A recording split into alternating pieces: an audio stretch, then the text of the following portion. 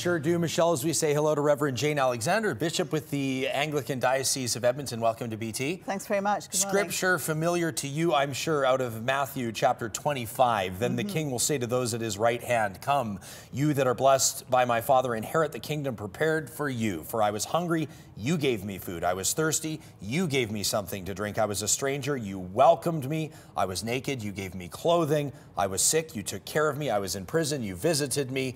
We haven't seen that sentiment loud and clear out of Terwillagar, have we? No, we haven't. And that is my favorite scripture passage, so thank you for that. Is it really? It is, yes. Why? Wonderful.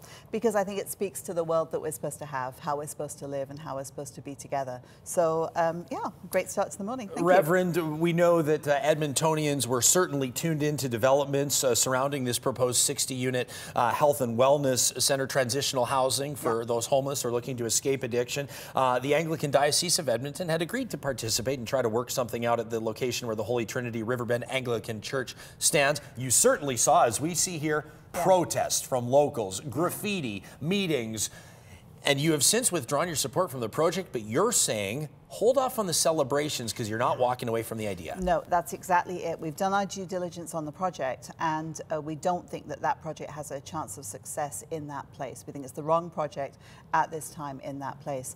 But we are absolutely committed to using the land there. We're very blessed. It's already zoned for multi-housing development as part of our contribution to the Edmonton 10-year plan to end homelessness and address issues of poverty.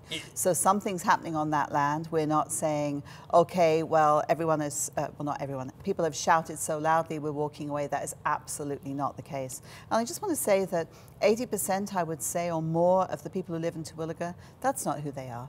They have said, we would get behind something. This is a family neighborhood. Are there projects that can kind of address people who would be comfortable living here with us, that we can welcome into the community, that we have the right facility for, the right support for, and how can we help? But there is this few who have been extremely loud and kind of almost violent in saying, not here, not ever, this is our backyard, and we don't want those people. So the first thing is kind of like, we've got to get rid of that language, right? Those people and not here, and that's not good. Well, and if anything, I don't want to go for too far of a leap here, or too much of a stretch, but certainly the situation that Toronto's mayor finds himself in has reiterated the fact that addiction is no chooser of social status or income or place of residence. Exactly, and I think one of the things that people have found out, which maybe they knew on some level, but there is as much of a mix of people living in Terwillagar as there is anywhere. So we have people who are one paycheck away from needing somewhere to live. We have people who are really stretched. We have a food co-op program that's going into the church, and not, as people said, oh, it must be for the people who would have moved in. It's for the people who are already living there. So it's as much of a mix as any other community. Reverend, I want to make clear that we've heard from so many of our viewers that live in that part of town that have said, hey, listen, we'd happily welcome this. So I don't mean to imply that Terwillagar town as a whole has been against this project.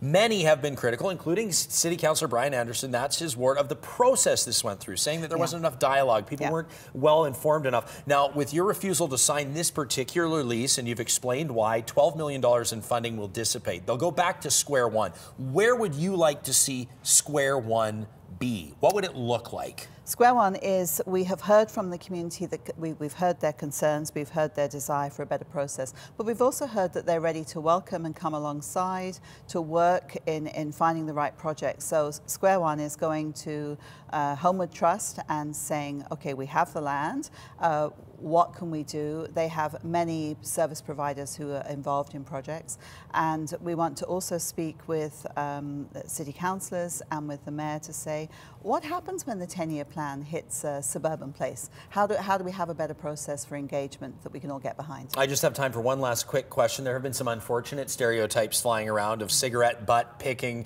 middle-aged men reeking like booze hanging out outside schoolyards. But how would you envision this project looking once it's completed? A lot of people have said it might be perfect for homeless families. Yeah, I think families is a very good way to go, and also a mix of housing. A mix of housing is, I think, the answer. Reverend Jane Alexander, the Bishop for the Anglican Diocese of Edmonton, thank you for your time and best of luck moving forward. Thank you very much. We're always wide open to your feedback. You know where to find us, Twitter, Facebook, or breakfasttelevision.ca. We're back. News, traffic, and weather up next at 7:57 Wednesday morning.